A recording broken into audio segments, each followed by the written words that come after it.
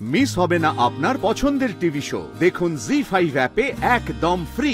তোমার ওই টাকা না বাড়ির বাইরে কোথাও যায়নি, ওই অফিসের টাকা বাড়িতেই আছে, বাইরের কেউ শেষ টাকা নিয়ে যায়নি।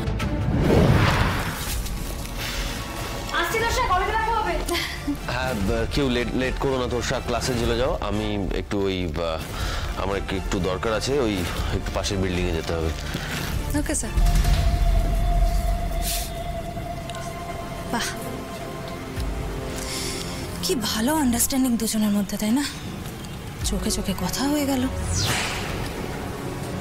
আদিদেব লাহিড়ী, তুমি তোমার বাড়িতে আমাকে এন্ট্রি দেবে না, তাই তো? এবার দেখো কি হয়। তোমায় বিয়ে করে তোমার বাড়ির বউ হয়ে আমি এন্ট্রি নেব।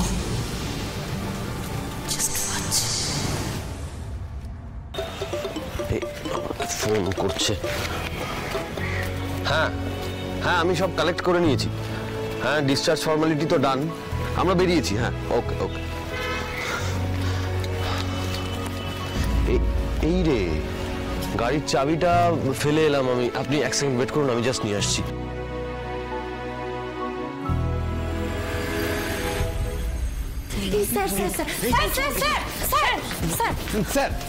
স্যার বলছিলাম স্যার, একটা কথা ছিল স্যার। বাবা, উৎসাহ দেখে তো মনে হচ্ছে না পড়াশোনার বিষয়ে কিছু। তা কি কথা শুনি? স্যার, কালকের ফাংশনটা তো বন্ধই হয়ে গেল, আরও একবার কি ফ্রেশার ওয়েলকাম হবে না স্যার? স্যার বলছিলাম, সামনেই তো রবীন্দ্র জয়ন্তী, আর আনন্দিত এখন সুস্থ হয়েই গেছে। আমরা সবাই মিলে একটা রবীন্দ্র জয়ন্তীর অনুষ্ঠান করি না sir? Please sir, sir please করি স্যার। দেখো, পড়াশোনার ক্ষতি না করে কিছু করলে আমার কোনো আপত্তি নেই, আর রবীন্দ্র জয়ন্তীতে তো আপত্তি থাকার কথাই নয়। কিন্তু একটা সমস্যা আছে। কি সমস্যা স্যার? দেখো, কালকে যে অঘটনটা ঘটলো, তারপর কলেজ কর্তৃপক্ষ আর প্রোগ্রামের জন্য পারমিশন দেবে কিনা আমার ঠিক জানা নেই। সত্যি কাল যা হলো, তারপর কি আর সুপারস্টার রাজি হবেন? সেটাই। তাহলে কি আমাদের রবীন্দ্র জয়ন্তীটা করা হবে না? জায়গা না পেলে আর কি করে হবে? কোথায় করি বল? আরে তোরা চিন্তা করছিস কেন? আমাদের ফেভারিট স্যার আছেন তো, ওনার বাড়িতেই করবো রবীন্দ্র জয়ন্তী। হ্যাঁ তাই তো, তাহলে তো আর কোনো চিন্তাই নেই। এটা কিন্তু ভালো আইডিয়া। স্যারের বাড়িতেই তাহলে হোক রবীন্দ্র জয়ন্তীটা। আমার বাড়িতে?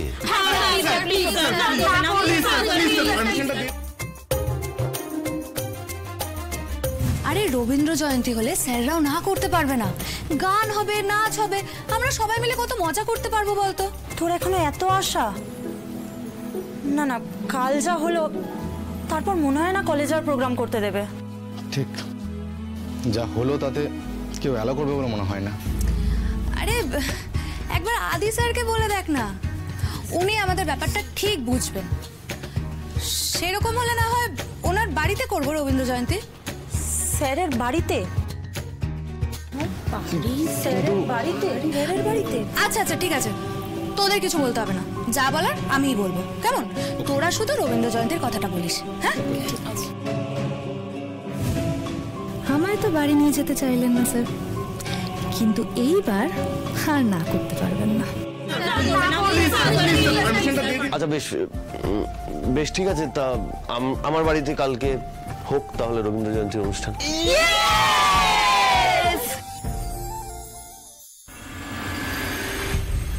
হেসেল সামলানোর বুদ্ধি নিয়ে গেছে অফিসের ক্যাশ বাক্স সামলাতে। তাহলে যা হওয়ার তাই হয়েছে, বেশ হয়েছে। এই ছোট, তুই এমন মানুষ কেন রে? এই সময় খারাপ খারাপ কথা বলে যাচ্ছিস। তোমার ঘর থেকে বলে অতগুলো টাকা উধাও হয়ে গেল। মানছি মানছি আমি খারাপ দিদি ভাই, মানছি আমার কোনো যোগ্যতা নেই চাকরি করার। তা বলে জিনিস কোনো একটা রাখলে আলমারিতে সেটা উধাও হয়ে যাবে এভাবে? মানে বুঝতে পারছি, আমি তো চাবিটা কোমরে গুজে শুয়েছিলাম। হ্যাঁ তনু, মানলাম, কিন্তু তোর ঘরের দরজা তো ভেতর দিয়ে বন্ধ ছিল। হ্যাঁ হ্যাঁ, আমি ছিটকিনি দিয়ে শুয়েছিলাম দিদি ভাই। আমি বুঝতে পারছি না আমি কি করবো, মানে কি করে কি হয়ে গেল। তো হতে পারে না, বোঝবাজি নয় তো সবটা, যে তনুর ঘর থেকে, ঘরের বন্ধ ঘরের ভেতর থেকে অতগুলো টাকা চলে যাবে।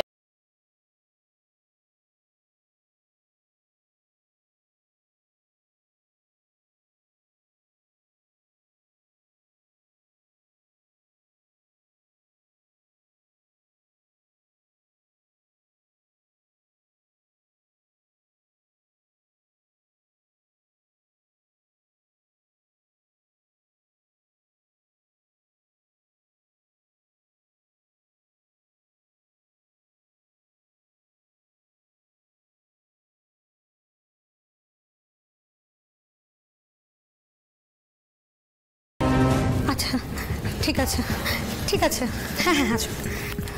বেরিয়ে পড়েছে, আমি এবার কি করবো দিদি ভাই? বেরিয়ে পড়েছে বলছি। আচ্ছা বলো, তোমার ওই টাকা না বাড়ির বাইরে কোথাও যায়নি, ওই অফিসের টাকা বাড়িতেই আছে, বাইরের কেউ শেষ টাকা নিয়ে যায়নি। তুই এলি দিদি, আর এসে আর একটা বিপদ সামলাতে শুরু করে দিলি তো। তুমি এসো এদিকে, তুমি এসো। তুমি তো জানো আমি আর রাগ ঢাক করে কথা বলতে পারছি না আনন্দি। এর আগের বার যখন সার্টিফিকেটের ফাইলটা চুরি হলো তখন আর কেউ না। জি5 ডাউনলোড করুন আর সব এপিসোড দেখুন একদম ফ্রি।